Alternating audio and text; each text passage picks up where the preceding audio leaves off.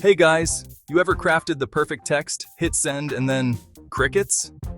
Yeah, we've all been there. It's like trying to parallel park in a phone booth. Painful and awkward.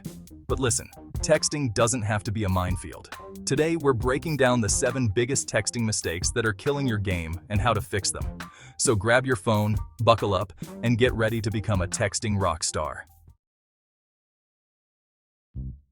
Okay, fellas, we've got to talk about the dreaded one-word reply. You know what I'm talking about? Cool. Okay, fine. Look, I get it. Sometimes you're busy, but those one-word wonders are like conversation kryptonite. They scream, "I'd rather be watching paint dry than talking to you." Instead, try asking a follow-up question. She says, "I had a crazy day." You say, "Oh no, what happened?" See? Engaging, interested, and way more attractive. All right, imagine this. You meet someone new, you're feeling good, and bam! You unleash a tidal wave of texts. Whoa there, Romeo. I know you're excited, but texting nonstop is like showing up to a first date in a full suit of armor. A little too much, too soon. Pace yourself. Respond to her texts, sure, but don't be afraid to let the conversation breathe a little. Trust me, a little mystery goes a long way. Guys, I know you want to say the right thing, but spending an hour crafting the perfect text? That's not you, man. When you overthink every word, it shows. Conversations should be fun and easygoing. So relax, be yourself, and don't be afraid to hit send. The right person will appreciate your authenticity. And hey, if a few typos slip in, it just adds to your charm. Chapter 4. The How Was Your Day? Blues. We've all been there. How was your day? It's the classic conversation starter, but let's be honest, it can be a little predictable. Spice things up. Instead of asking the same old questions, try something playful or unexpected. Share a funny meme, tell a quick story, or ask about something you know she's interested in. Remember, a little personality goes a long way. Chapter 5. Double texting, the desperation signal. So she hasn't responded to your text yet. It happens. We've all been there, staring at our phones, waiting for that little notification to pop up. It can be nerve-wracking, especially if you're really into the person. But before you let your anxiety take over, let's talk about what you should do next. But before you go full-on panic mode and fire off 3 more texts, take a deep breath.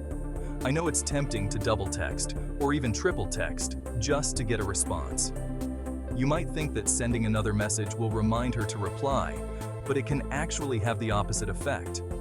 Double texting can come across as needy or insecure. It's important to give her some space. Imagine if the roles were reversed and someone kept bombarding you with messages. It would probably feel a bit overwhelming, right? So, resist the urge to send that follow-up text. She's probably just busy living her life. People have jobs, classes, friends, and other commitments that can keep them away from their phones. Just because she hasn't responded immediately doesn't mean she's not interested. She might be in a meeting, hanging out with friends, or simply taking some time for herself. And hey, if she's really interested, she'll get back to you. Trust that if there's a genuine connection, she'll make the effort to respond when she can. Patience is key here. It's better to wait for a thoughtful reply than to push for a quick, possibly forced one. In the meantime, go for a walk, call a friend, or find something else to occupy your mind. Distracting yourself can help ease the anxiety of waiting. Plus, it shows that you have a life outside of your phone, which is always attractive. Or, watch my show. There are plenty of ways to keep yourself entertained and relaxed while you wait for that text. Remember, patience and confidence are attractive qualities. So, take a step back, breathe, and trust the process. You've got this. Chapter 6. The Emoji Enigma. Emojis are great. They add a little personality to your texts. But too many emojis? That's a whole different story. And don't even get me started on trying to decipher sarcasm through text. Look, when it comes to texting, clarity is key. Keep your emojis in check and be direct with your words. Trust me, it'll save you a lot of confusion in the long run. Chapter 7. The Late Night Texting Trap. Alright guys, I get it. Sometimes you're feeling a little lonely, and that late night texting urge hits hard. You might be lying in bed, scrolling through your phone, and suddenly you think, hey, why not send a text? It feels harmless, right? But let's dive deeper into what this really means. But trust me, texting only after midnight sends a very specific message, and it's not the one you want to be sending. When you text someone late at night, it often comes across as impulsive or even desperate. It can make the other person feel like they're just an afterthought, someone you reach out to when you have nothing better to do. This can lead to misunderstandings and even hurt feelings. Mix it up. Instead, try texting her during the day. Ask about her day, her interests, or something she's passionate about. Daytime texts show that you're thinking about her when you're fully awake and engaged, not just when you're bored or lonely at night. Show her you're interested in more than just a late-night chat. When you take the time to engage in meaningful conversations during the day, it shows that you value her as a person and not just as a late-night distraction. This can make a huge difference in how she perceives you and your intentions. You'll build a stronger connection and avoid any unwanted misunderstandings. By showing genuine interest and making an effort to communicate during the day, you're laying the foundation for a more meaningful relationship. So next time you feel that late-night texting urge, remember that a well-timed, thoughtful message during the day can go a long way in building a lasting connection. Outro Texting Champions. Welcome to the ultimate guide on how to become a texting champion. Today, we're diving into the world of texting, where emojis, GIFs, and quick fingers reign supreme.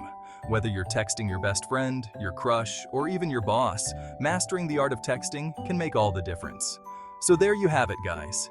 We've covered the basics, but there's so much more to explore. Texting isn't just about sending messages, it's about connecting with people in a meaningful way. It's about expressing yourself, sharing moments, and sometimes even making someone's day a little brighter. The 7 deadly texting sins and how to avoid them. We've all been there. Sending a text that we immediately regret, or misinterpreting a message that leads to confusion. But fear not. By being aware of these common pitfalls, you can navigate the texting world with confidence and ease. Remember, texting is supposed to be fun and effortless. It's a way to stay connected with the people you care about, no matter where you are. So don't stress too much about getting it perfect. Just be yourself and let your personality shine through your messages.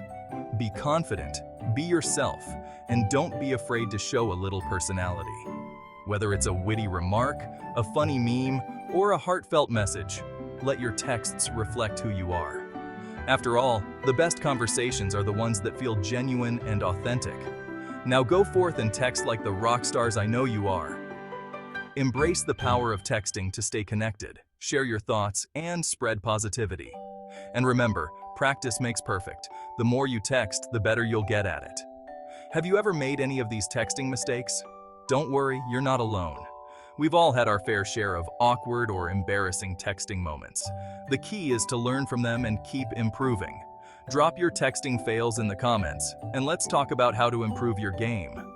Sharing your experiences can help others avoid the same mistakes and become better texters. Plus, it's always fun to laugh at our own mishaps. And hey, if you've got any dating advice for me, leave those in the comments too. Just kidding. Seriously though, texting can be a great way to build connections, whether it's with friends, family, or potential romantic interests. So, keep practicing, keep learning, and most importantly, keep having fun with it.